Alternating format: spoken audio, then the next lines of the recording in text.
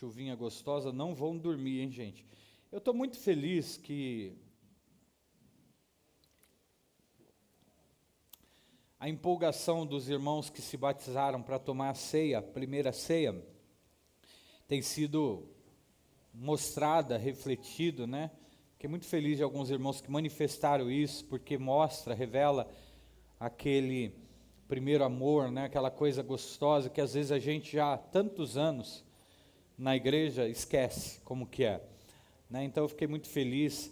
O Everton estava comentando quando ele lembra da mãe dele tomando a ceia, ele pequenininho vendo, e ele propôs no coração já naquela época, um dia eu vou tomar a ceia, e esse mês vai ser, esse hoje vai ser o dia D, Deus abençoe, estou muito feliz. Hebreus 10, verso 25, é um texto bem conhecido.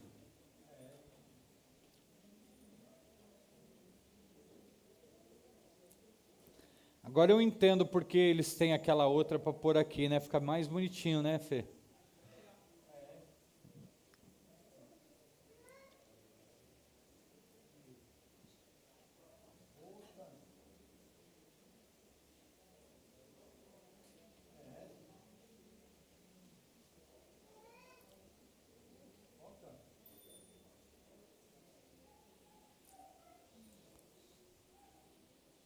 Hebreus 10, 25. Ainda mantendo o tema da igreja, igreja ser, igreja estar.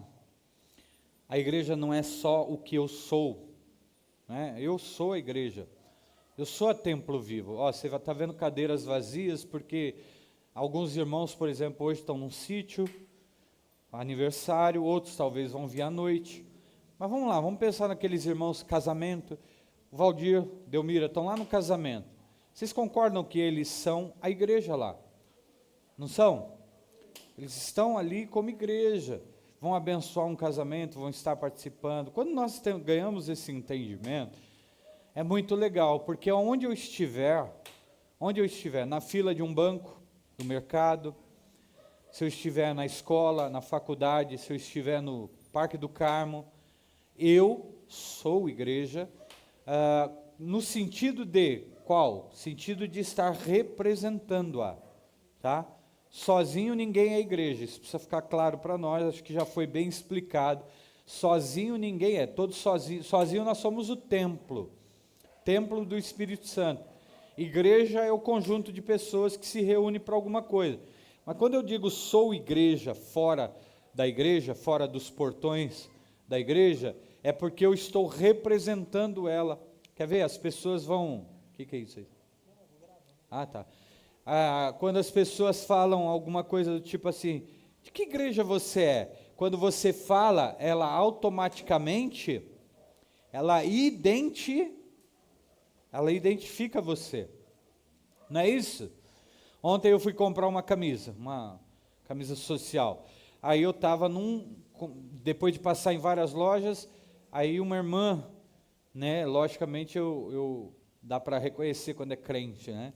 E de qual lugar é? Tem igreja que você olha, você fala, já sei de onde é. Aí, porque o estereotipo representa também aquela denominação. E aí descobri que a loja é de irmãos. Lógico, eu me manifestei pastor só no final, eu gosto de fazer isso, eu não saio revelando, né? Eu primeiro peco bastante para depois causar o escândalo, revelando para a pessoa. Mas aí eu perguntei para o dono estava lá, falei, vocês são da Assembleia de Deus, né? E aí a gente começou a conversar, você vê a característica. Quando ele fala, sou da Assembleia de Deus, ele carrega sobre si todo o DNA daquela igreja. Então eu já sei o que ele entende sobre o Espírito Santo, o que ele entende sobre costumes. Outro dia eu estava falando com a minha querida Itamar, né? Com a Itamar sobre costumes. Teve uma pergunta aqui, inclusive partiu dela. A minha interpretação de costumes é uma, a dela é outra, por conta da experiência que ela tem de outro lugar, de outra igreja. Aí depois, quando eu soube que veio dela, eu fui conversar com ela para entendermos. Porque para algumas igrejas, costume tem a ver com a vestimenta, com a prática de cabelo comprido, por exemplo, não depilar o corpo, a mulher no caso, tem a ver com não usar brinco, não usar colar, não usar adereços, a mulher, você está entendendo? Porque representa aquela denominação. A Bíblia não tem nada a ver com essas coisas, isso é da denominação. E há outras igrejas que têm já, os jovens, por exemplo, são mais descolados, aí você fala, a igreja, turma, tem até uma expressão hoje, a igreja da parede preta, né? A igreja não sei das quantas, por quê? Porque uma igreja resolveu pintar de preto todas as paredes, ficou a igreja da parede preta.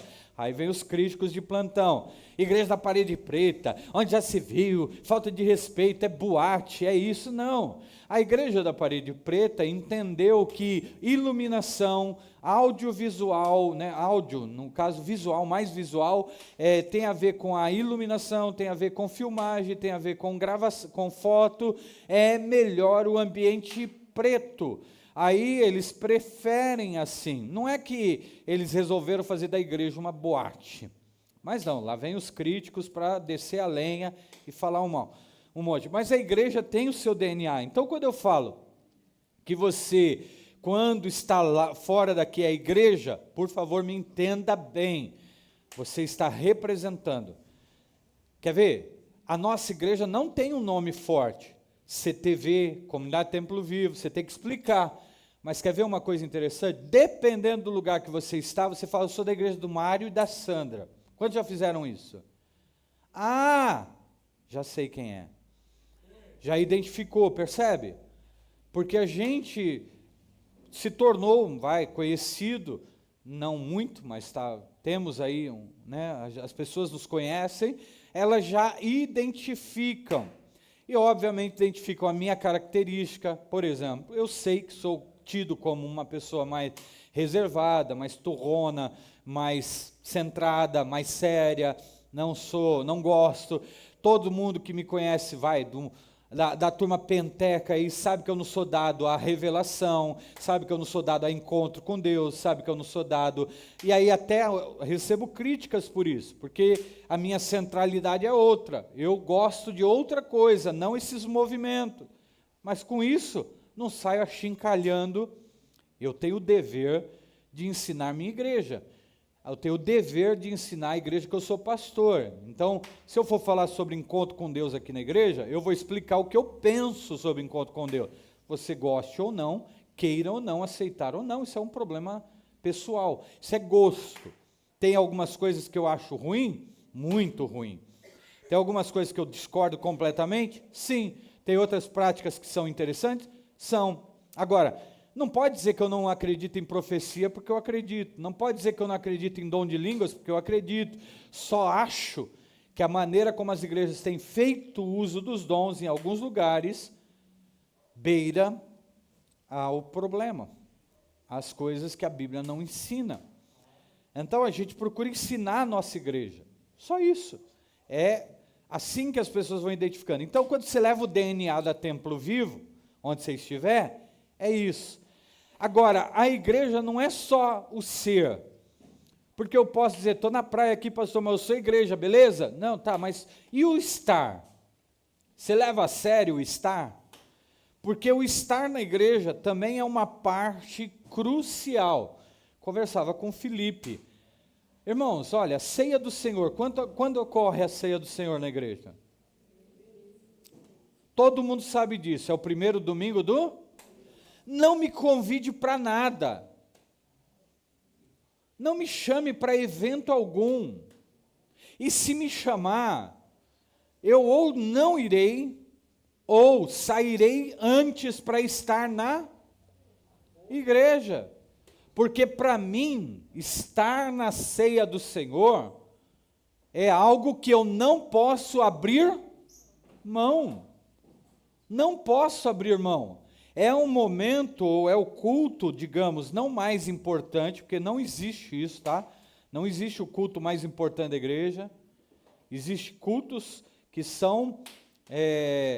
têm uma características diferente, mas não mais importante. Todo culto é importante. Aliás, tem uma igreja que eu gostei da ideia deles, que assim, o melhor culto é sempre o próximo. Então eu preciso estar no próximo culto. Agora preste atenção, a ceia é ou não uma prioridade para o povo de Deus? Tem que ser. Tem que ser. Por quê? Ah, mas vai ter a festa da família. Beleza, família, eu vou, mas eu tenho que sair, porque à noite vai ter a ceia. Aí eu não posso vir de manhã, eu venho à noite. Eu não posso vir à noite, eu venho de...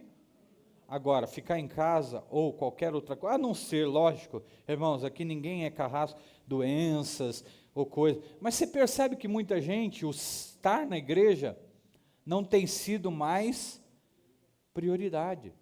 Não tem sido mais prioridade. Para ele estar, é algo que ele pode trocar facilmente por qualquer evento, por um fim de semana em qualquer lugar, por uma festa qualquer. Não, você tem agenda. Todo mês, está lá, marcado, dia 1, ou a primeiro domingo do mês, ceia do Senhor. Se pudesse colocar no seu calendário e falar assim, ó, opa, essa data aqui é importante para mim, eu não vou faltar. Ah, pastor, mas eu estou em viagem. É outra história, irmão, não estou falando disso. Você está entendendo? Por quê? Porque estar é algo que eu preciso priorizar. Olha o texto da Bíblia, que nós vamos ler. Olha o texto, diz assim, não deixemos de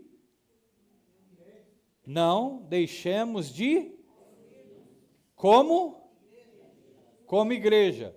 Agora preste atenção no que ele vai dizer, segundo o costume de alguns, mas procuremos encorajar-nos uns aos outros, ainda mais, quando vocês veem que se aproxima o dia. Vamos ao verso 26, porque ele é bom. Se continuarmos a pecar deliberadamente, depois que recebemos o conhecimento da verdade, já não resta mais sacrifícios, pelos pecados, não, mas tão somente uma terrível expectativa de juízo e de fogo intenso que consumirá os inimigos de Deus. Vamos orar. Senhor Deus, fala conosco por meio da sua palavra, para a tua glória, honra e louvor, em nome do Senhor Jesus. Amém. Então, alguns já estão, a turma que quer mudar as práticas, né, da igreja, tudo que é relacionado à frequência de igreja, dar dízimo, a ser fiel, santidade, tudo isso, eles classificam como religiosidade. Então tem uma turminha que diz, para de ser religioso, eu não sou religioso. O que é isso? É a turma que não está mais ligada à igreja, né? Os desigrejados, por exemplo, alguns deles. A turma que diz que dar dízimo não é mais obrigatório, que ler Bíblia, estudar, tudo isso é humano, não precisa mais. Deus nos libertou, Deus nos fez livres, para sermos livres. É a turminha que toma cerveja tranquilo, é a turminha que bebe uísque tranquilo, o vinhozinho dele no fim de tarde, é essa turminha. É essa turminha que gosta de se relacionar com a vida conjugal antes do casamento, está nem aí para um casamento, relacionamento, está nem aí. É a turminha que vê a igreja agora como um simples ato de uma prática religiosa. Né, eu vou à igreja para fazer um culto, a minha devocional, quando eu não preciso eu faço em casa.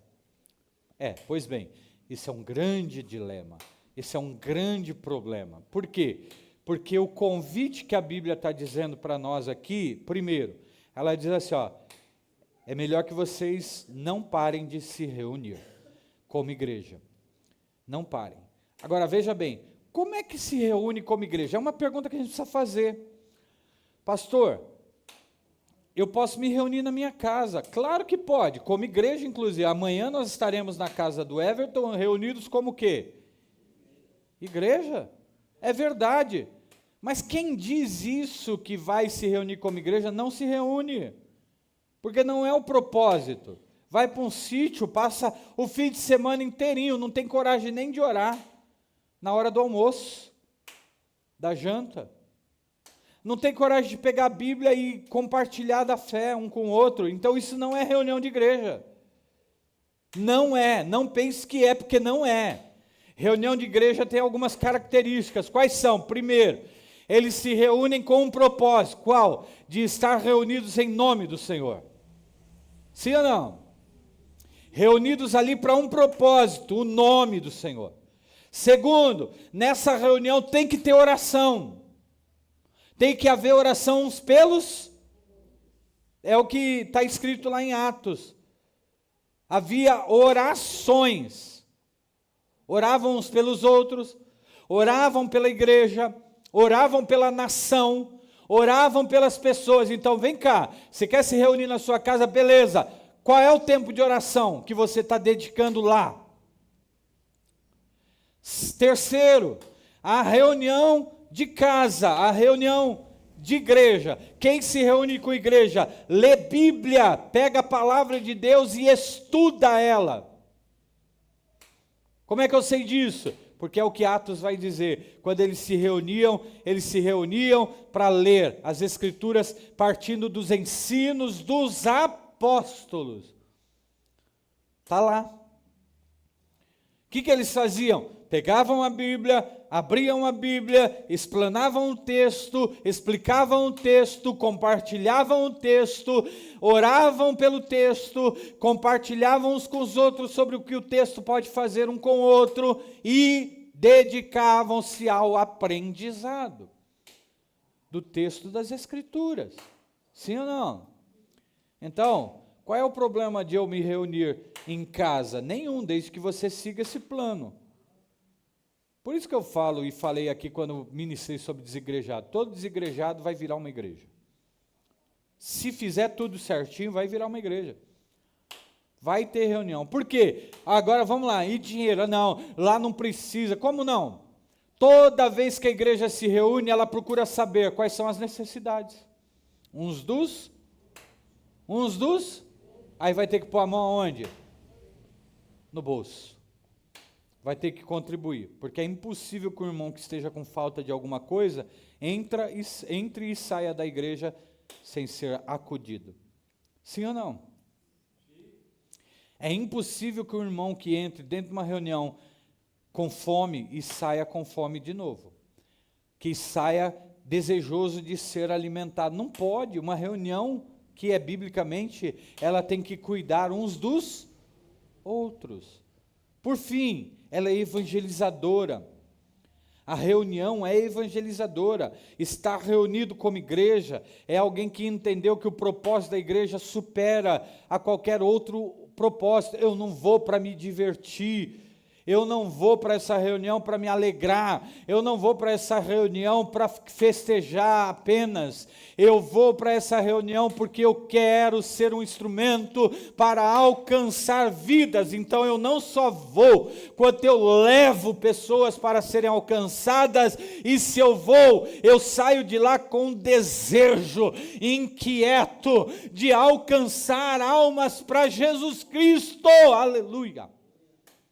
A igreja é isso, ela faz brotar uma sede nas pessoas de ver o outro também sendo transformado, sendo alcançado, o outro sendo servo de Deus também, o outro orando como a gente ora, lendo Bíblia como a gente lê Bíblia, vivendo a experiência de Cristo como a gente vive. Por quê? Porque o que é bom para a gente quer que seja bom para o outro. Sim ou não? Hã? Por isso que ele diz, vocês não podem deixar de congregar, como está acontecendo, costume de muita gente. Tem muita gente aí com um hábito mau. Qual é o seu hábito? Não se reunir mais. Não é bom. Por quê? Haja vista que se aproxima o dia. Quer ver uma outra característica da igreja? Irmão, agora aqui vai uma crítica muito forte. Vá nessas igrejas que estão bombando e vejo quanto elas estão preocupadas com a vinda de Cristo, versus quanto elas querem que você amanhã, na segunda-feira, tenha sucesso. É só olhar. Assista as pregações e observa uma coisa. O segredo deles é te fazer feliz para segunda-feira você produzir mais, produzir a semana toda, para no domingo você estar lá mais uma vez. Agora, a igreja desse tempo não preocupava-se muito com isso não, ela estava preocupada com uma coisa, o dia do Senhor. Preocupada com o quê? Com o dia do? Porque o dia do Senhor, o que quer dizer o dia do Senhor aí para nós, já somos experientes? A volta de Cristo. Amém? Tem a ver com a volta do Senhor, sim ou não? Jesus Cristo vai ou não voltar? E vamos lá, se eles não tinham essa preocupação porque já estavam garantidos, por que o apóstolo está temeroso e dizendo assim, não deixe de se congregar, principalmente como aquele dia vem se aproximando? Se o dia vem se aproximando, eu devia estar feliz, mas ele diz assim, cuidado, porque o dia está chegando, o dia da volta do Senhor está vindo, e vocês têm que estar preparados. Aí sabe o que ele vai fazer uma associação tão rápida? Ele vai dizer assim, porque quem vive pecando deliberadamente. Opa, peraí, o que ele está associando aí? Ele está dizendo, peraí, a turma não se reúne, está tranquilo, não está preocupado com o dia do Senhor, e possivelmente está vivendo em pecado. E se está vivendo em pecado, aí ele vai dizer assim, no verso 26 lá, não resta mais outra coisa, senão uma expectativa horrenda. Olhe a expressão dele, irmão. Uma expectativa dele qual é? Uma expectativa horrenda. Está preocupado com isso. Está preocupado que esse dia venha e esse dia traga alegria? Não, traga horror. Por que traga horror? Porque o Senhor voltará e muita gente não está preparada para a sua volta. Está vivendo tranquilamente, como se ele não fosse voltar. É isso que o apóstolo está falando. Vivendo como se Cristo não existisse.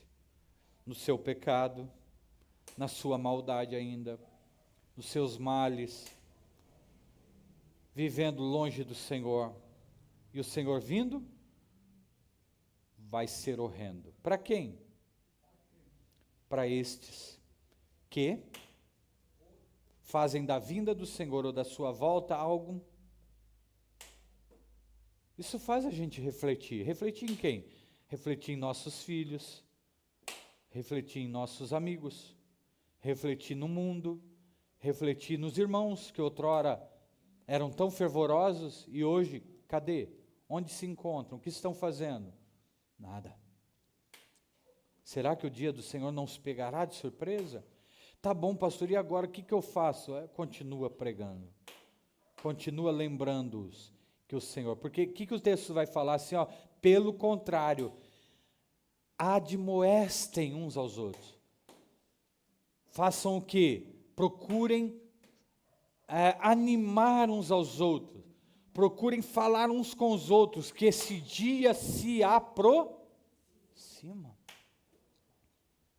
Amém? Então, quando você tiver com lá um amigo seu que há muito não quer saber da igreja, você não precisa ficar, xingando ele, amaldiçoando ele, falando um monte de besteira para ele, só vem dizendo assim, cara, eu estou preocupado com você. Por quê? Porque aquele dia se aproxima. Que dia? A volta do Senhor. Meu irmão, eu estou preocupado, meu filho, o pai está preocupado com você. Por quê? Porque aquele dia se aproxima. Filha, o pai está preocupado, a mãe está preocupada. Por quê? Porque aquele dia se aproxima. Mas porque aquele dia se aproxima, eu não queria que você ficasse atemorizado, eu queria que você se alegrasse comigo. Volta para a casa do Senhor. Volta para congregar. Volta para estar conosco. Porque esse dia se aproxima. Eu não sei, irmão, você não precisa fazer muita coisa não, porque quem convence é o Espírito, você precisa só ter a coragem de falar. O problema é que tem muita gente que só sabe brigar, criticar, amaldiçoar, ameaçar, apontar o dedo, os erros, os defeitos.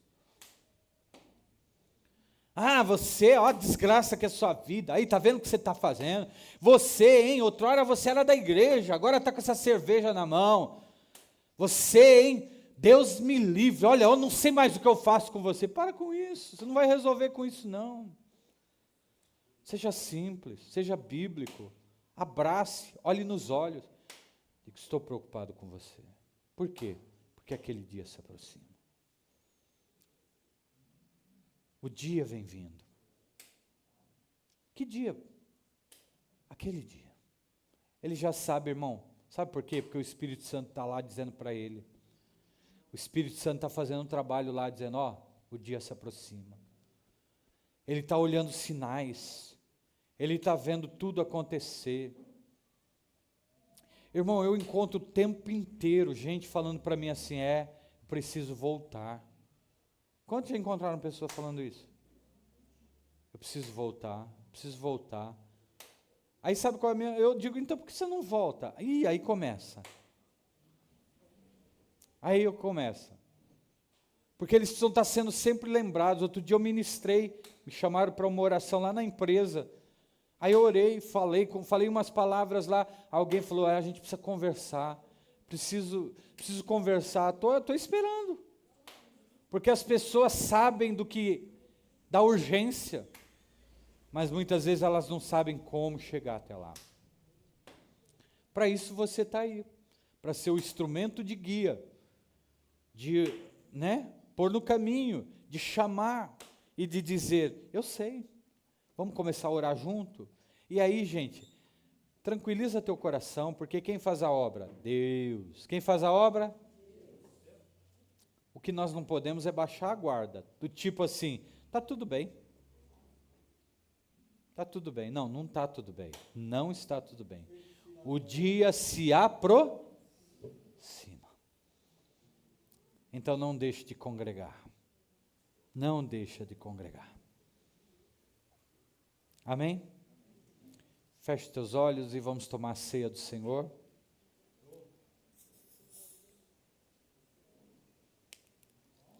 Pai, nós estamos na Tua presença.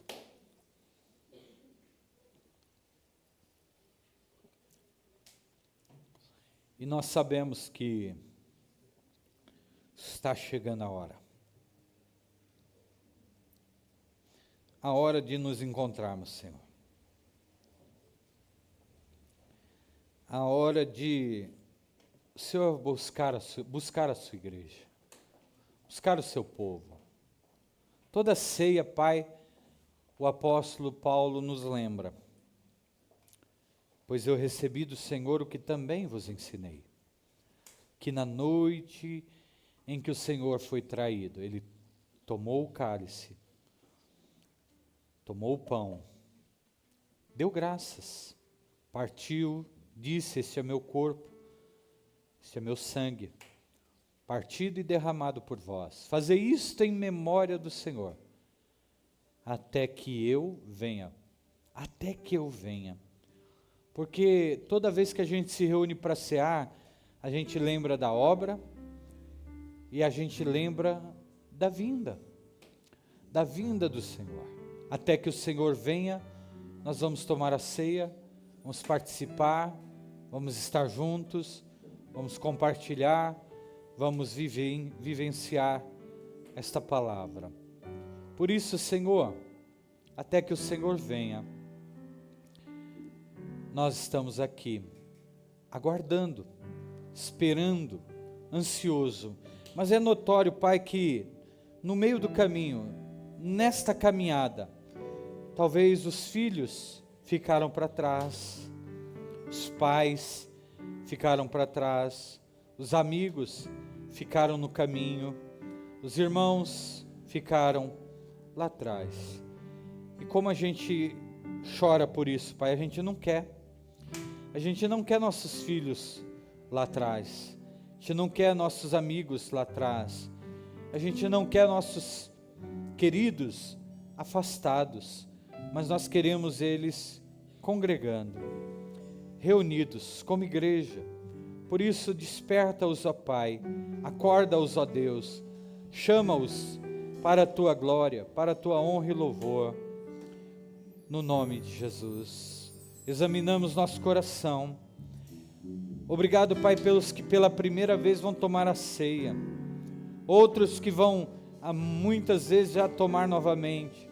Guarda-os, opera milagres, cura. Eu preciso de cura. Alguns aqui precisam de cura. Nós precisamos de verdadeiros milagres, em nome do Senhor Jesus. Aleluia. Amém. Estenda suas mãos. Pai, muito obrigado pela Tua obra, pelo sacrifício de Cristo. Muito obrigado, Pai, pela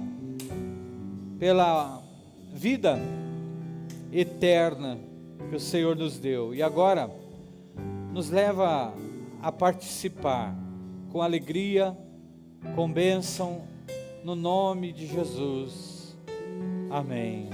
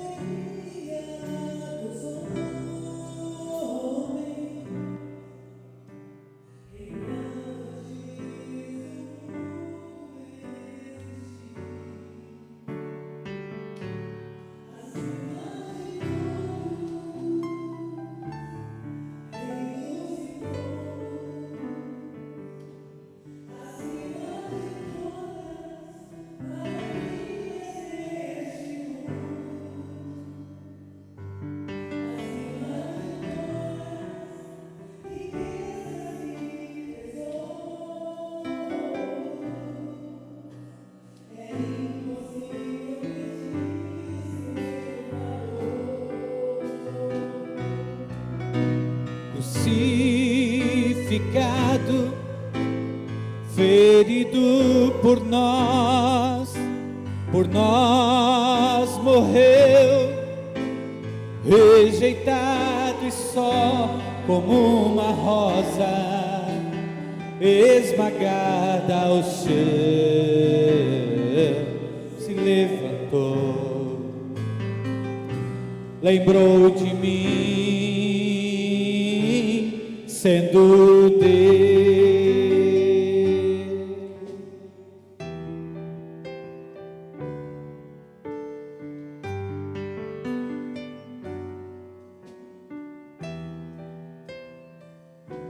Acima de todo, poderes e reis, acima de toda natureza e toda ser, acima de todos, sabedoria dos homens, reinava antes do mundo existir, acima de todo, reinos e trono, acima de todas maravilhas deste mundo, acima de todas riquezas e tesouro.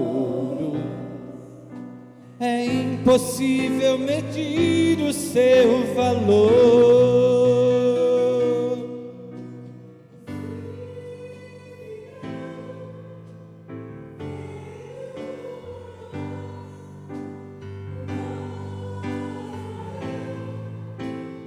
Rejeitado e só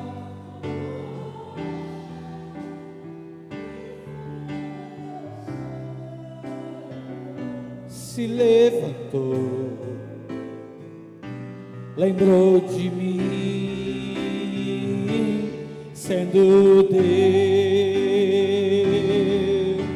crucificado, ferido por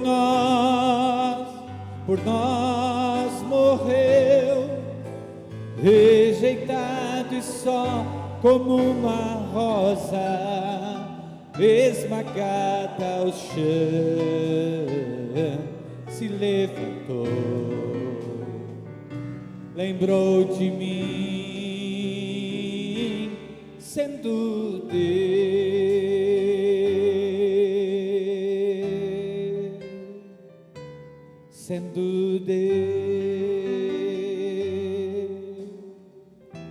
lembrou de mim.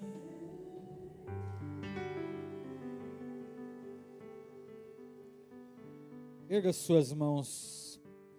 Senhor Deus, o Senhor lembrou de nós, sendo Deus, lembrou de cada um e nos deu vida, vitória em abundância. Obrigado pelo sacrifício da cruz, onde eu e meu irmão fomos alcançados. Em nome de Jesus. Amém. Com muito cuidado aí, então, abra, vamos comer e beber, ações de graças. Se tiver alguma dificuldade, fale com um dos diáconos aqui, eles vão auxiliar.